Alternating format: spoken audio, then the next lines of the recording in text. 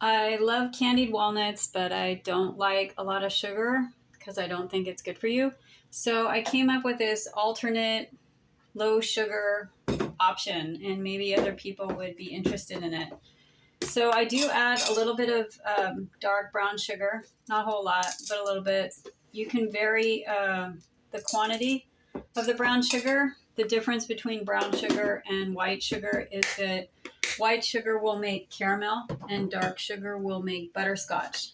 That will probably help you understand how it will impact. The darker sugar will give it a little bit of a bolder taste. It also changes a little bit of the texture. So I just add a little bit of white sugar, not a lot, but the sugar helps it crystallize and stick together a little bit better. You can add stevia. I like it. If you don't like stevia, you should not use it because it will be bad.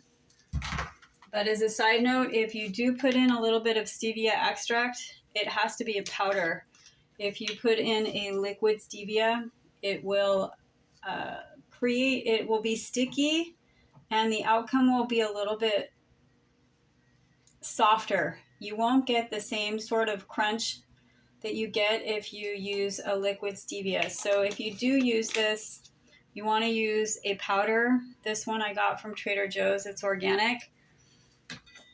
I always add a little bit of salt when I'm working with anything that's sweet.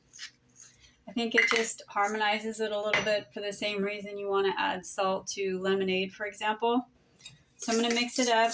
You want to make sure that your powdered stevia gets all over the place. Another thing you want to know is if you do put stevia in here, it will taste better the following day. It never tastes very good the day that you bake it.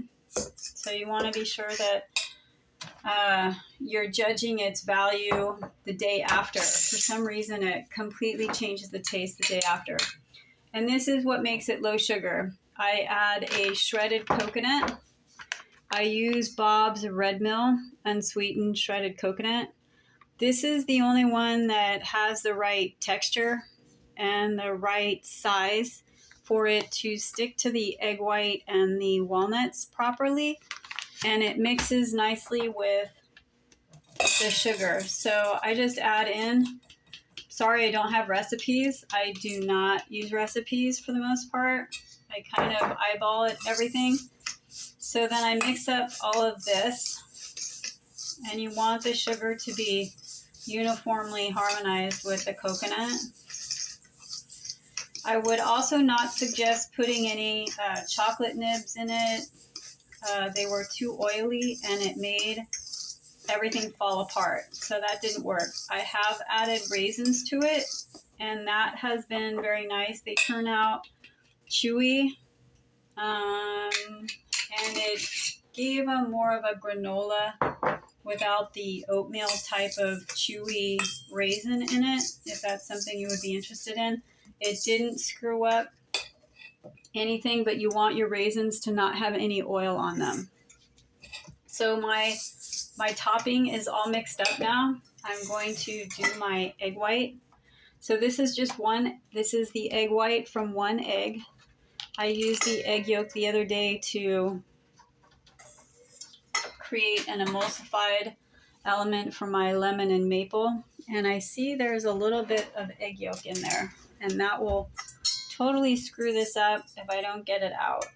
I don't know how that got in there, but it looks like it's part of the umbilical cord. So I want to scoop that out so it doesn't screw up this whole thing. So as you can see, I have an egg yolk in here, or egg white. I'm going to mix it. You can use a fork, but a whisk will do better. So I get it a little bit foamy.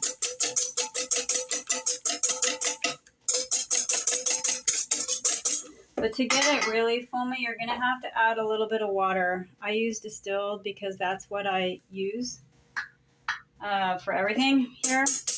And the addition of a soup spoon of water will start to make it get foamier. As you can see, it's starting to bubble up a little bit more.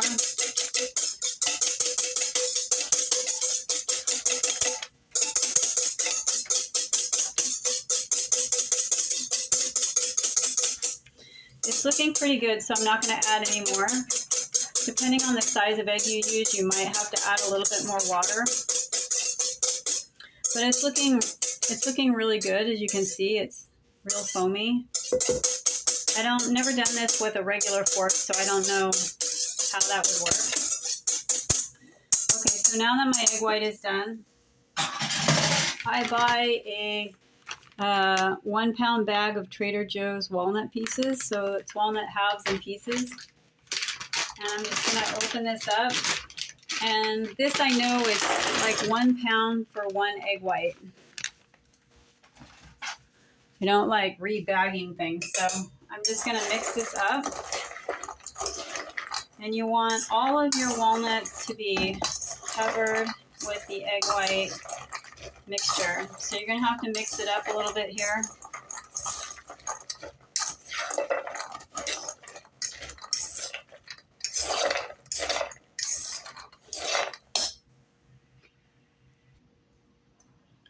So you are going to mix this entirely. You want the egg white to get inside of the folds of the walnut. This doesn't really work with walnut pieces because you need those folds in the walnut to grab the egg white. So the egg white acts as a sort of glue. So then you just pour in your sugar and coconut mixture, and you're going to mix it up until the coconut is sticking to the walnuts. You can add spices. Some people like ginger and cinnamon on their walnuts. I like them a little bit more neutral. It gives me a little bit more freedom of how I can use them. So you want all of this to go on the walnuts. So just keep stirring until it's really sticking to all of them and there's no more walnuts freely collecting at the bottom of the bowl. You're going to preset your oven to 250 degrees, and then you're going to bake this all on a flat cookie sheet. I like to use parchment paper because then it's easy cleanup, and the egg white or anything, nothing's going to stick to the pan, and then I don't have to clean it. So that's what this is going to look like. And then you're going to take your pan, throw it on your parchment paper,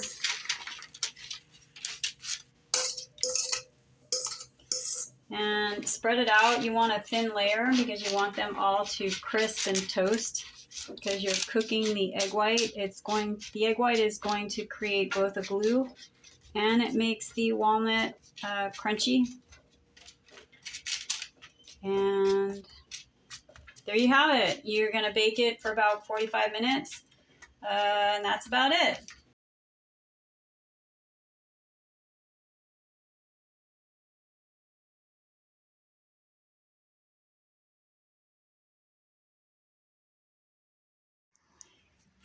So when you get it out of the oven, it'll be pretty flat. So just move it around and it'll break up into lumps the way you're seeing it right now, because I already did that. So put it in an airtight container and it will probably keep longer than you actually have any left to eat. Hope you enjoy it and happy eating.